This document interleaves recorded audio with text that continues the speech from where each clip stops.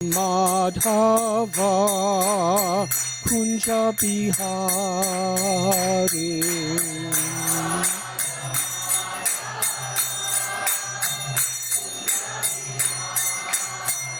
Jaya Gopi Jana Vallabha Girivardhari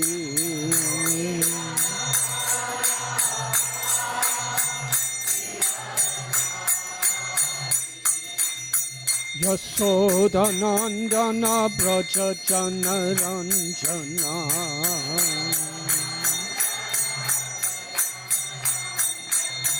Yamuna Thira Panachari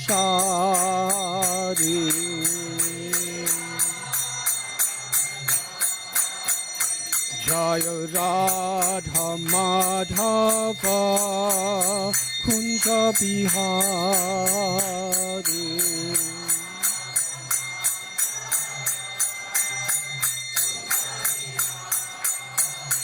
Jaya Radha Madhava Kunja Bihari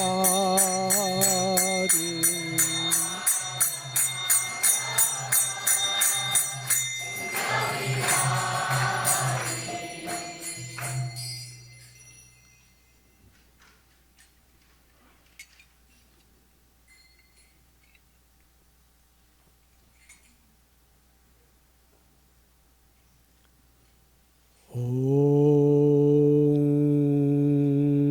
Mokyantimidandasya Gyananjana Chalakaya Chakshurun Militam Jena Tasmai Sri Gurave Namaha Sri Chaitanya Manobhishtam Sthapitam Yena Bhutale Swayam Rupa Kadam Mayam Dadati Swapadantikam Nama Om Vishnu Padaya Krishna Pristaya Bhutale Srimate Bhaktivedanta Swami Niti Namine Namaste Saraswati Deve Gauravani Pracharine Nirvishesha Sunyavadi Paschatya Deshatharine Vanchakalpatarubhyascha Kripa Sindhubhya Evacha Patitanam Bhavanibhyo Vaishnavebhyo Namo Namaha Sri Krishna Chaitanya Prabhu Nityananda Sri Advaita Gadadhar Srivasadi Gaura Bhakta Vrinda Hare Krishna Krishna Krishna Hare Hare Hare Rama Rama Rama Hare Hare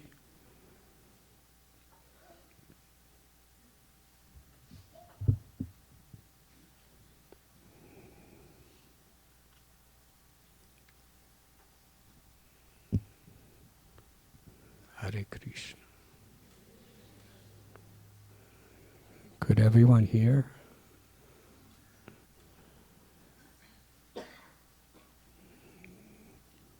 It is truly my great fortune and privilege to have this opportunity to serve you today. My special gratitude to Swavas Prabhu for dragging me across the sea to Los Angeles.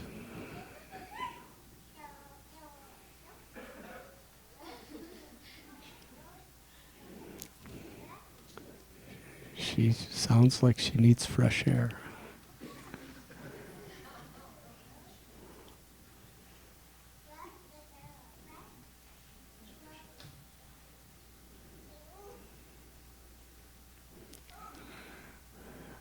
Haribol, thank you. My special gratitude to all of you for being here this evening.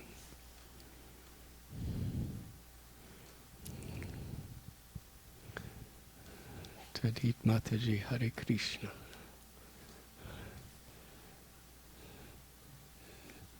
This particular weekend of this year,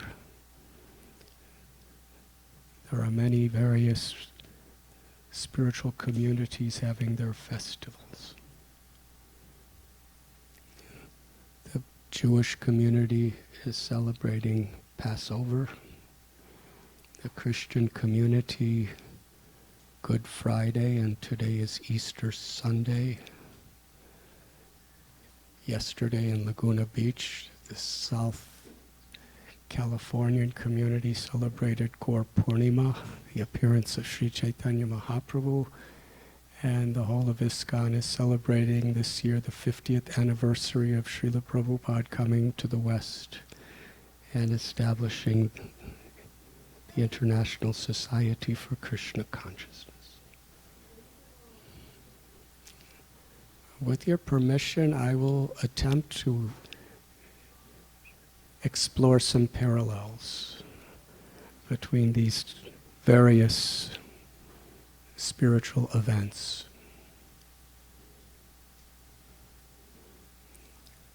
In the Jewish community, Passover, I guess it begins with the beginning of creation, like everything in this universe.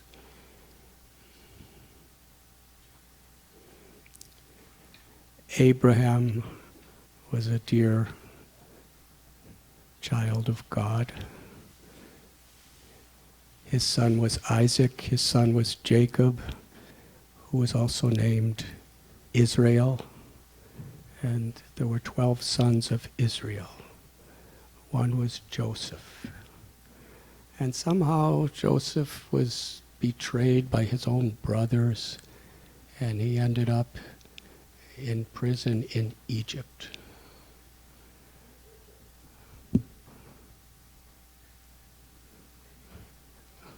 But he transformed a blessing and a curse into a blessing, and soon he was very affluent and very powerful and brought his whole family to Egypt. And his community prospered. But after some generations, the pharaohs of Egypt decided that the children of Abraham, the Hebrews, should be slaves. And they were made slaves. They were used, they were abused. And after some generations, because they kept growing, it was decided that the firstborn of all the Hebrews would be killed. So there was a mother who had a child, and his name was Moses, and she didn't want him killed. So she put him in a basket and had him float in a river.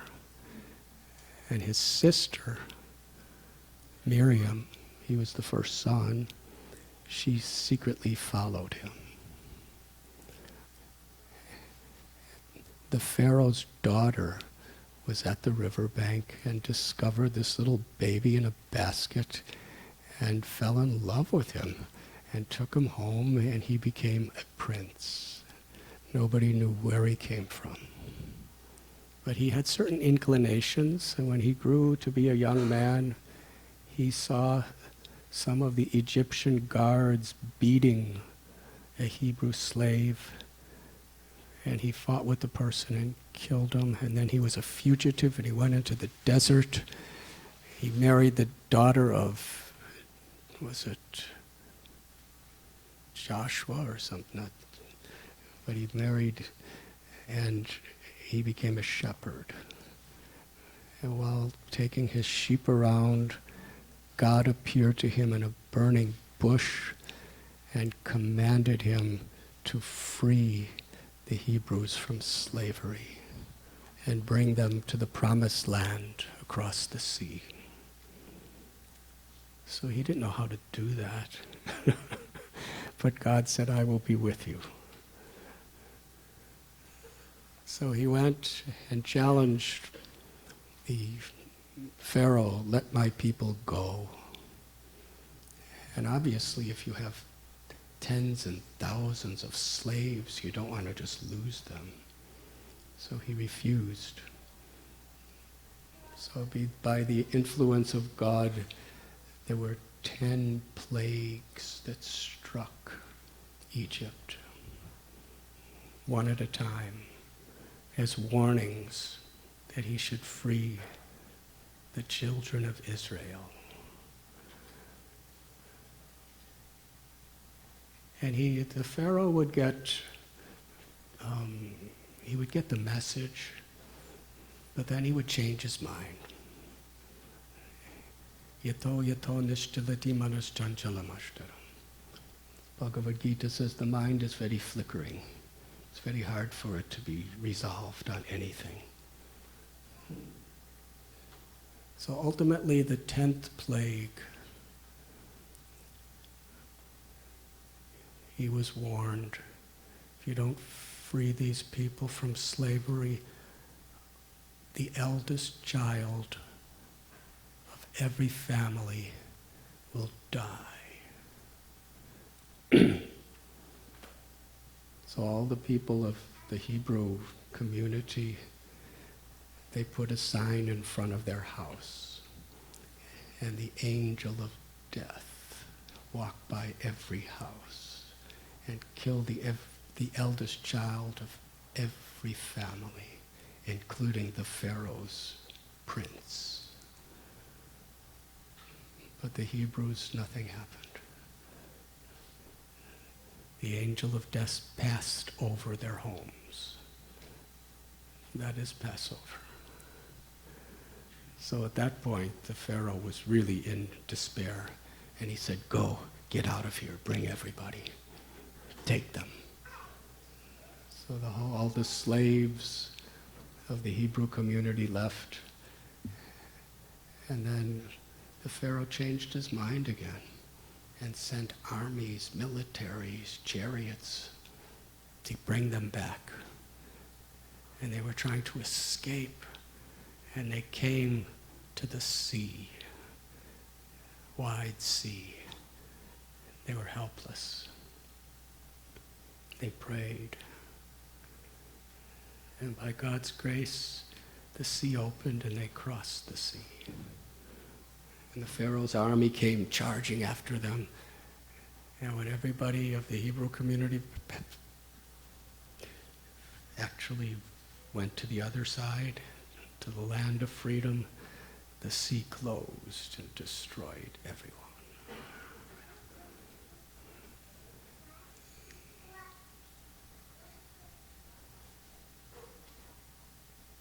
Many generations later, Joseph and Mary gave birth to Jesus. And he became a really good teacher and had so many disciples. And the Roman Empire became very upset with him, as did others. And during Passover, they had the Last Supper, celebrating Passover, when his ancestors, not only the angel of death passed over their homes, but they passed over the sea into freedom. And the next day in Gethsemane, Jesus knew that he was going to be crucified and tortured. And he offered a prayer to his Father in heaven, God, and prayed, please take this cup away from me, this cup of suffering. But then he expressed surrender, Sharanagati. Let your will be done, not my will. That's principle of bhakti. Not my will, but your will, my Lord. Let that be done. me be an instrument of your wish, of your compassion. And then on Good Friday, he was tortured and he was crucified.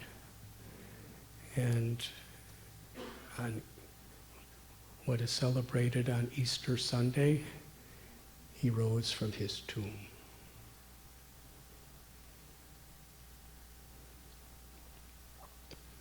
So these two religions are very much based on these holy days.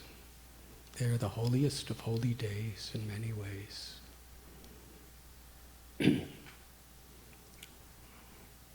In our tradition, Srila Prabhupada, in 1922, he was in Calcutta when he first met his Guru Maharaj, Srila Bhaktisiddhanta Saraswati Thakur Prabhupada. And he was given this instruction: take the message of Lord Chaitanya, the message of Krishna consciousness, all over the world in the English language. At the time, India was kind of enslaved by the British Empire.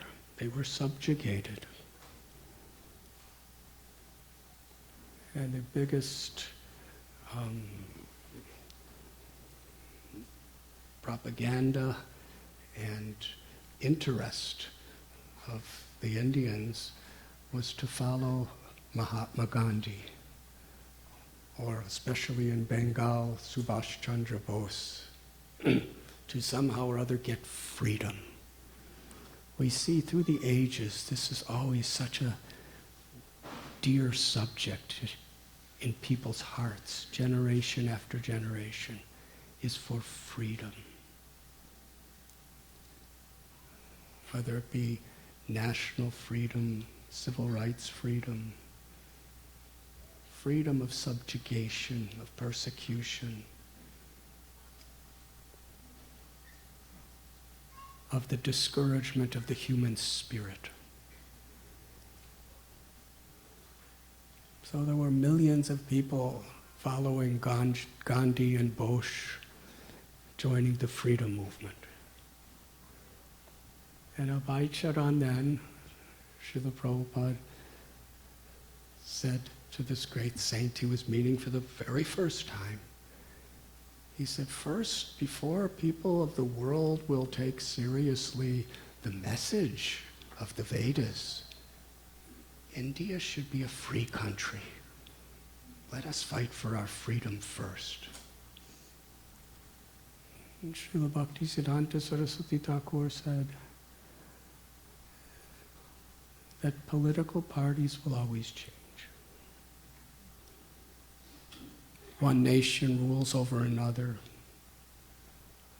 The real freedom everyone is yearning for is freedom from birth, old age, disease, and death. We are all enslaved by the illusions of Maya,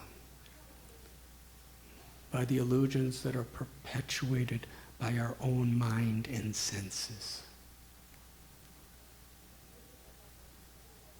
To overcome that is true freedom. Freedom from the influence of time.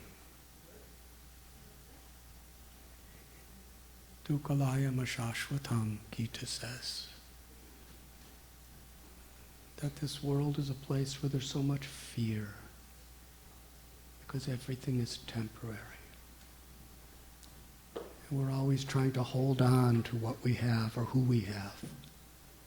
We love someone, and inevitably time will take he or her away. We love something, and inevitably that will be taken away. Our own body will be taken away. And the mind is changing at every moment. We have a happy moment, and then we're miserable and in anxiety. What is freedom?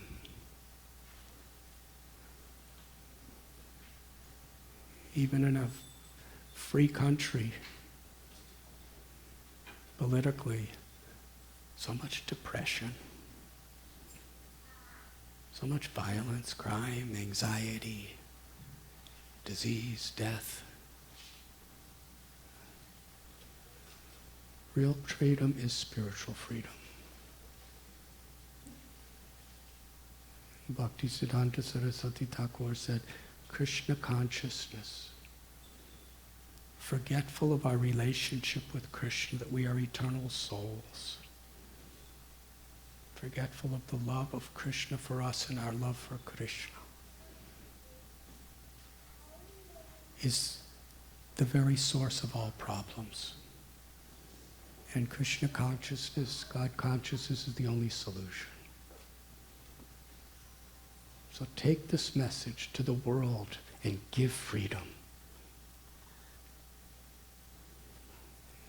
It was in 1965 that Srila Prabhupada left Vrindavan, the spiritual world. We could call it our promised land. He left it.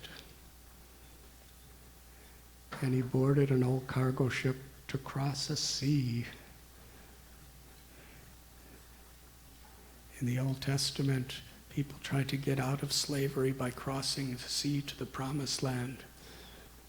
Prabhupada was a liberated person. He left the promised land of Vrindavan, the spiritual world, to cross the sea to give us freedom.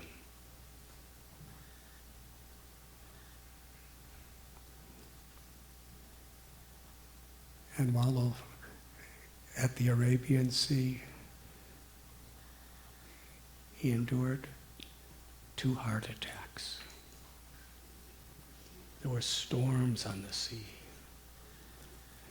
Srila Prabhupada wrote in his diary that as the waves were smashing the boat and the rains were pouring down and there was nothing around except water, he said it seemed that I was on a little matchbox in the middle of a stormy ocean.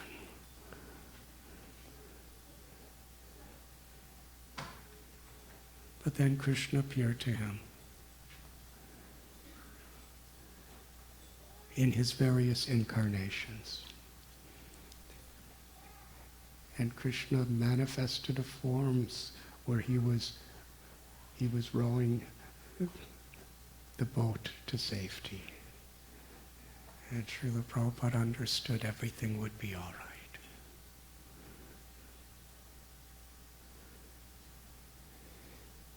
The material world is considered to be an ocean of illusion, the sea of birth and death. And what is it that separates us? What is this sea that separates us from real spiritual freedom and happiness and love? It is ahankar, the false ego. The most powerful force in all of creation is the false ego.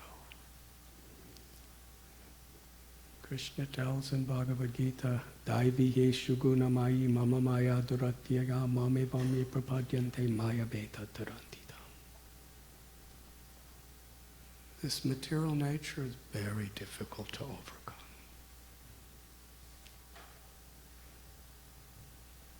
Trying to surpass our own false ego is like trying to swim across a massive, endless sea. Padam padam yadvi padam natesham. There's danger at every step. But the Srimad Bhagavatam says when we take shelter of Murari, when we take shelter of Krishna, then that ocean, that sea of material existence becomes reduced to the quantity of water contained in a small calf's hoof print. That's by grace. We were referring to the Old Testament, when the Hebrew slaves crossed, they couldn't cross the sea, but by a grace, by a power beyond their own, it opened up for them. Because they took shelter. And here was the predominating powers of the Egyptian empire with the best chariots and the best weapons and the best intelligence. And nothing could save them from being drowned in the sea. Beautiful parallel. Srila Prabhupada explains that when Ram was fighting against Ravana, Ravana had the most powerful soldiers, the greatest weapons, and the most sophisticated facilities for battle. And all Ram had was a group of monkeys with sticks.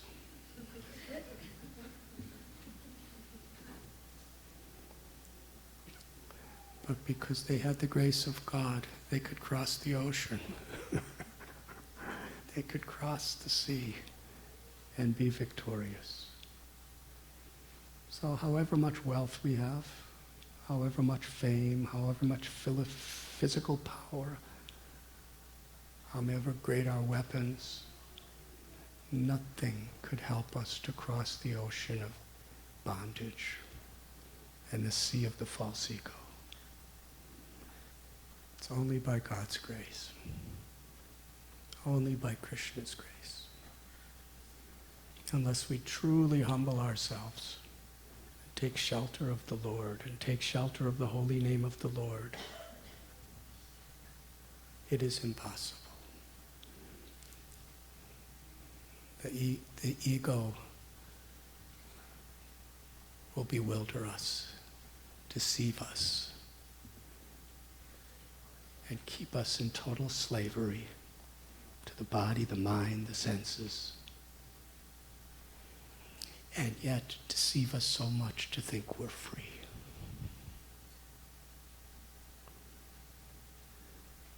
It's like having a noose around our neck and somebody pulls us and we think, I want to go there, I'm free. And they pull you another way and you say, I want to go this way too.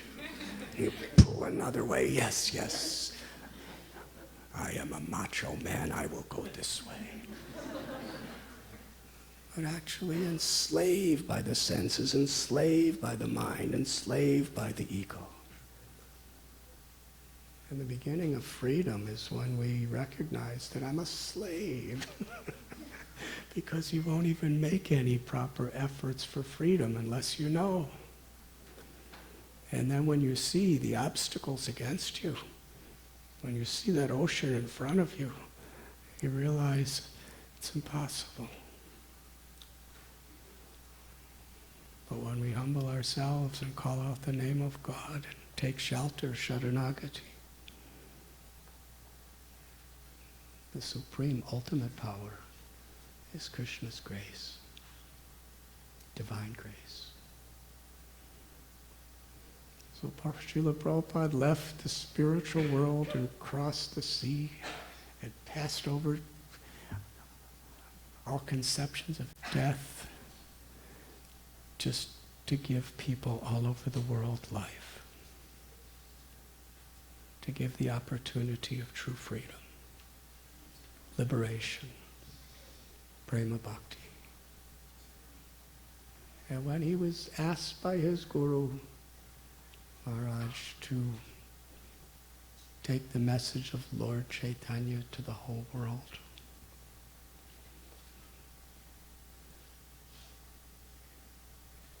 Srila Prabhupada had so much confidence, so much faith. Recently we celebrated Gaur Purnima. And I happened to be in Honolulu, Hawaii. Why I was there, it's a long story.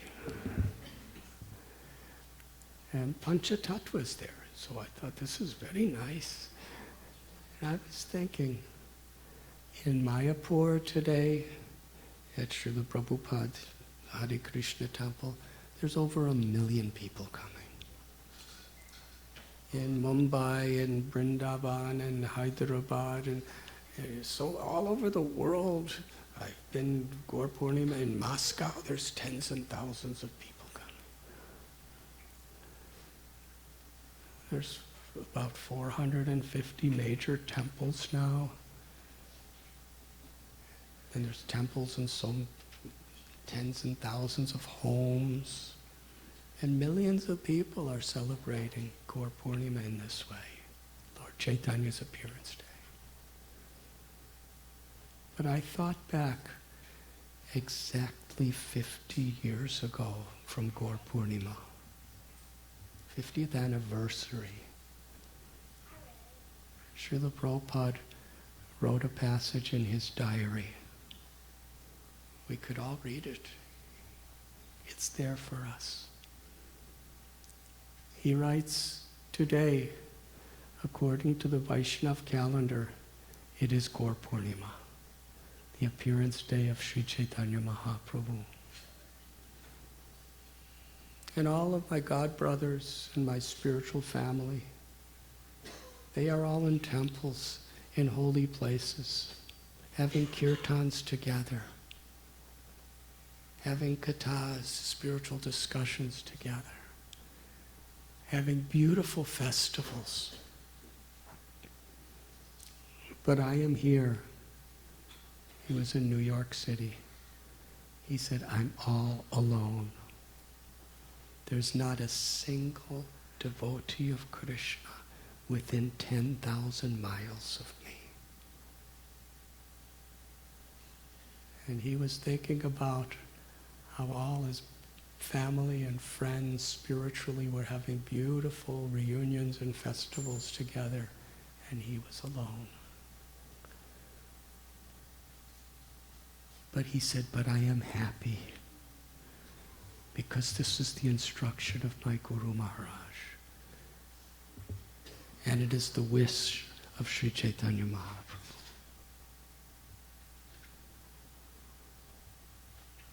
There's a beautiful lecture that Srila Prabhupada gave.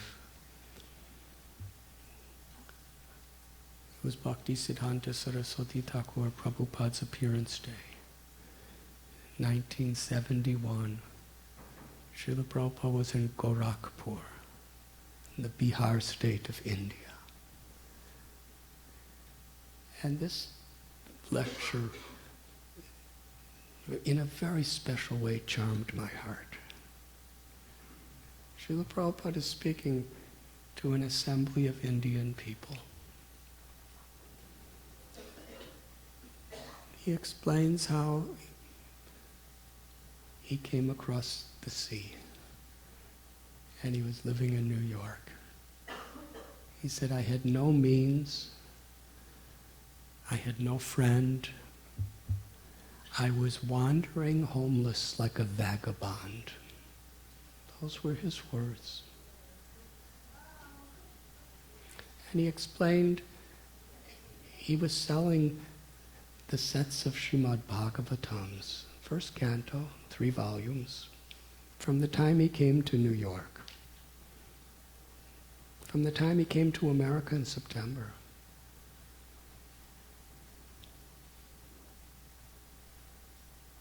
So for almost a year. And then there was a little storefront in 26 2nd Avenue. And in this talk, Srila Prabhupada said all the money he had accumulated in all these months from selling his Srimad Bhagavatams, he used for the first month's rent, for the storefront and a little apartment behind it. I think it was around $225. 75 for the apartment and about 150 for the storefront. And he didn't even have anything for the next month. But he took the chance with faith, with compassion. So when Srila Prabhupada was writing that 50 years ago, how he had nothing. And I was thinking 50 years later, what his influence, what his effect is throughout the world. Sri Chaitanya Mahaprabhu had a simple message. Although he supported this simple message with profound, comprehensive, deep philosophy based on scripture, based on realization. His message was Jeev Jago,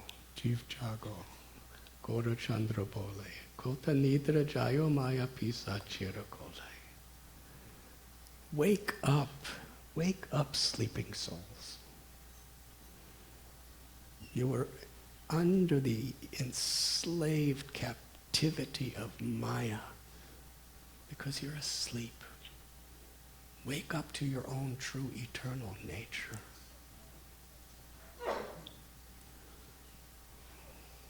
What is bondage? Bondage is forgetfulness of who we really are.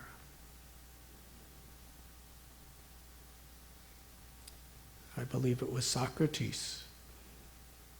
He was preaching about the spiritual dimension of life, and it was disrupting a materialistic society.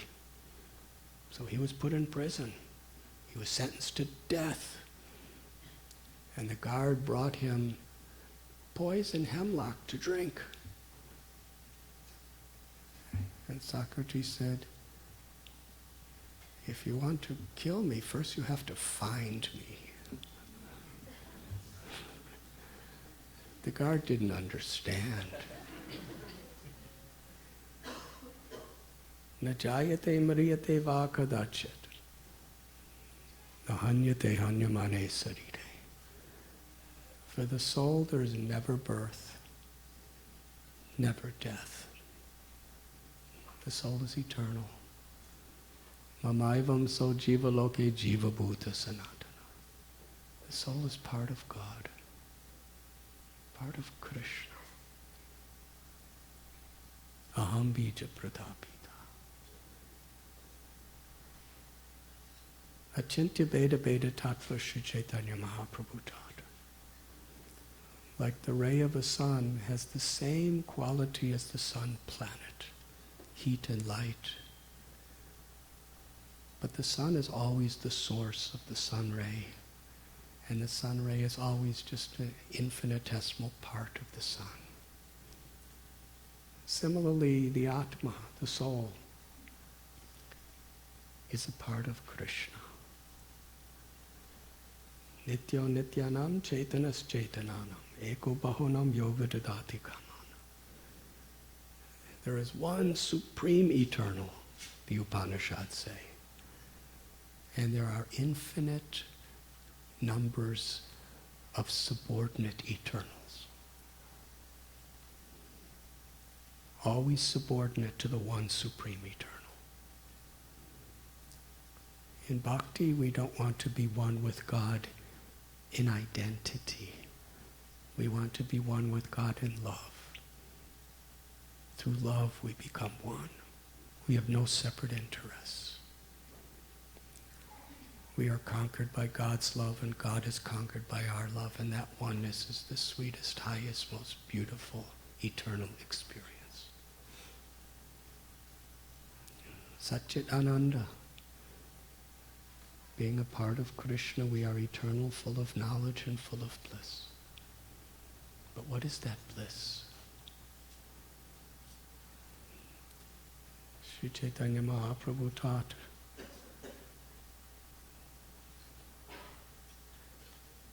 Nitya Siddha Krishna Prema Sajja Kabunoi Sravanadi Sudhichiti Kori Ayudoi.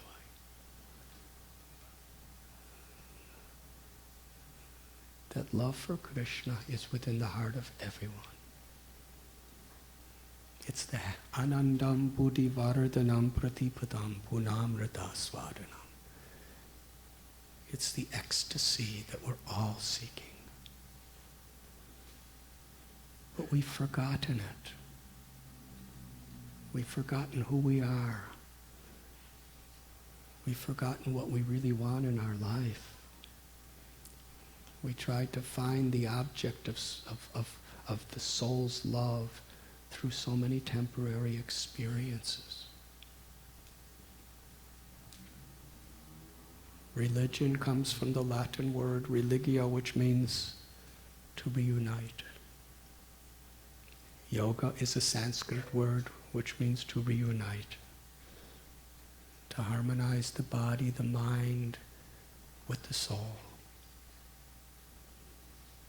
But how is it that the eternally liberated free soul is suffering, is confused, is fearful?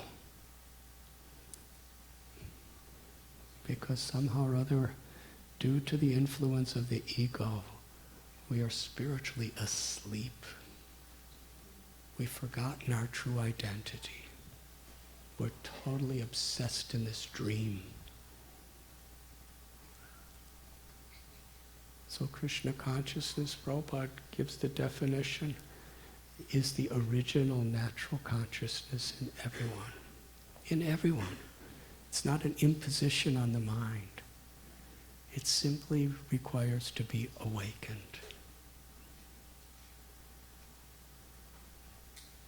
Yada yada hi dharmasya glanirbhavati bharata abhyutanam dharmasya tadatmanam srijamya. Krishna tells in Gita, again and again I incarnate in this world.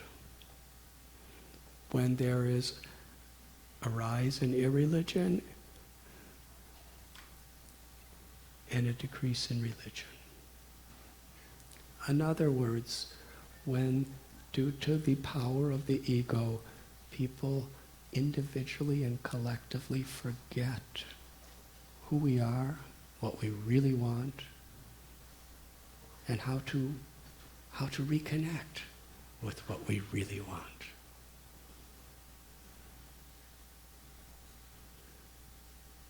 And all the great spiritual teachers of all the great spiritual paths throughout history are trying to help us to make that connection, to wake up. In the Bible it is said, what profiteth a person who gets the whole world but loses their own soul? Whatever you get in this world, you will lose.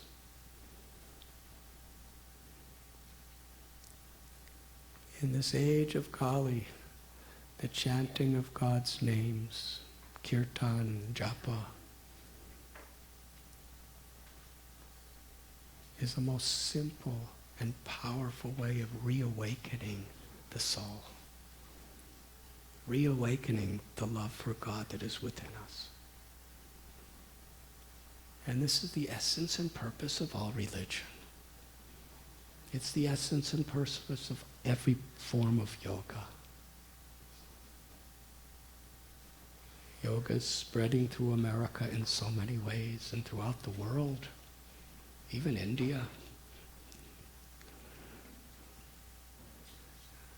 And for most people, yoga means asanas. But the whole concept of the asana comes from Patanjali's Yoga Sutras. It's one of 8 limbs. Begins with yama niyama. You can't make any spiritual progress with asanas unless we live with character, by following regulative principles, to live with integrity, morality, and compassion. Ahimsa is one.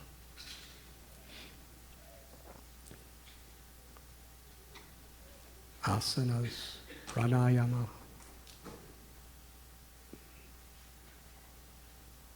pratyahara, dharana, dhyana, samadhi. These are different principles in which we gradually make progress.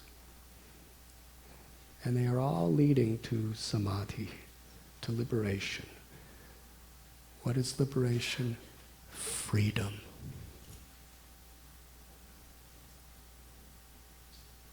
People are fighting for freedom in every way. But true freedom is samadhi,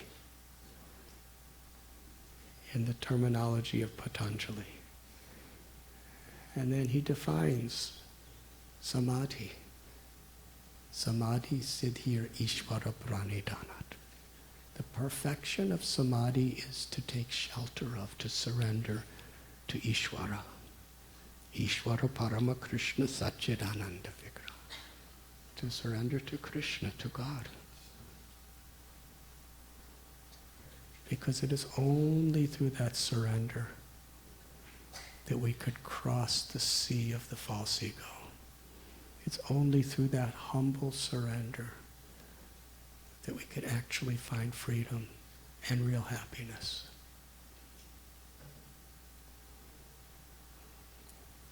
And then with our good bodies and our good minds, we have an eternal divine purpose. Seva, devotional service.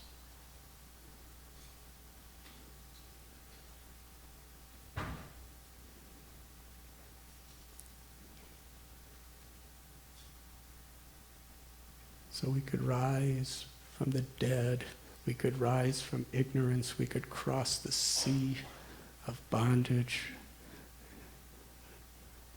and find true freedom by awakening. And what do we find when we're awakened? Krishna tells, for one who sees me everywhere and everything in me, for that person I'm never lost, or they ever lost to me. When love for Krishna awakens in our heart, when we see Krishna within our own hearts, when he reveals himself, we will see everything as Krishna's sacred property. We will see everyone as Krishna's beloved children. That's yoga. That's harmony. That's happiness. Parama karuna pahundu ijana nitai gora chandra. Lochan Das Thakur sings this beautiful song. In Atlanta, Georgia, in the 1970s, Srila Prabhupada was giving Srimad Bhagavatam class.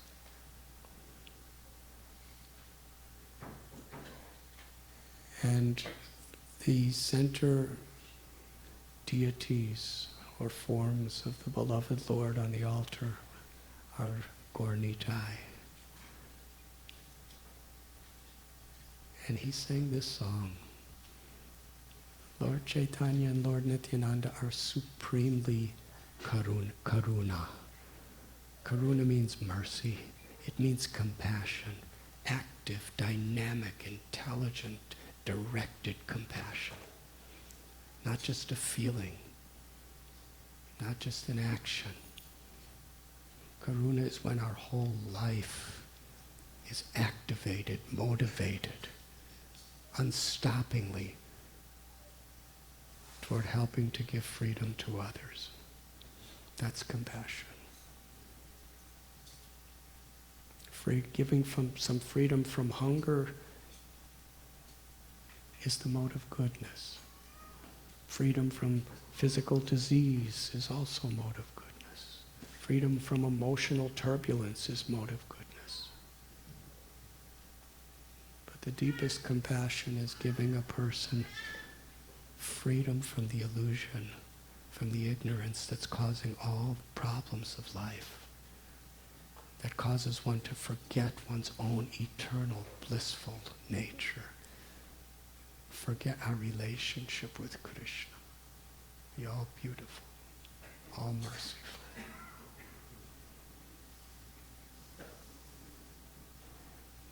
So they are Parama Karuna, supremely compassionate. Tava avatara sara siromani kevala ananda kanda. They're the essence of all incarnations, avatars. And they've given a process that is simply joyful. Kevala ananda kanda. It's blissful. Chanting, dancing, and feasting. And you're all waiting for the Sunday feast. So I'm not going to be between your ananda for too long.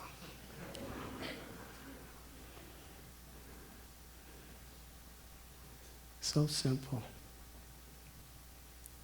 And Srila Prabhupada explained, if we just follow this process sincerely, with sincerity, and without ulterior motives, Krishna will easily give the ultimate freedom of prema bhakti, eternal ecstatic love for the personality of Godhead. So he sang this song, and he looked at the deities, and then he looked around him at us.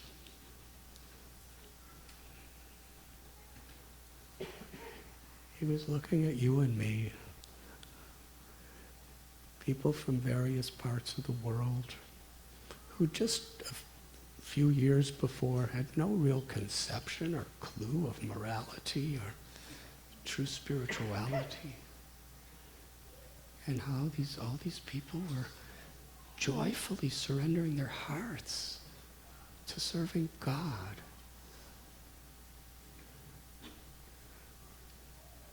And just a few years before, in his own words, he had no means, no friend. He was wandering like a vagabond. There was not a single other devotee of Krishna in 10,000 miles. And he was seeing the happiness on everyone's face.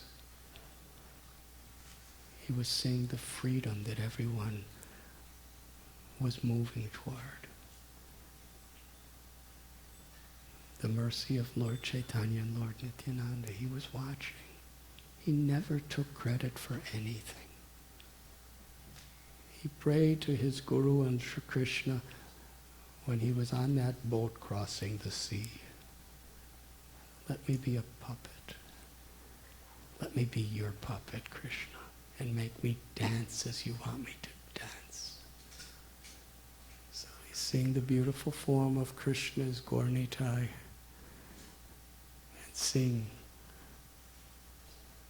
how through his sincere efforts, thousands of people were dancing. And Srila Prabhupada closed his eyes and couldn't say a word. He was just so happy to see our happiness. He cried. The assembly of people in the audience never saw him like this. He was speechless.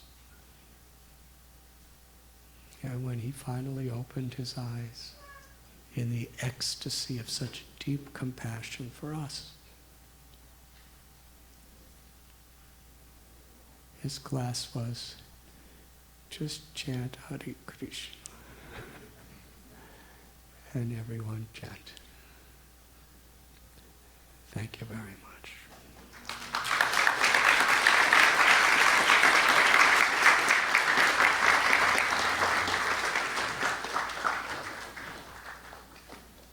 Shall we just chant Hare Krishna? Is there harmonium here?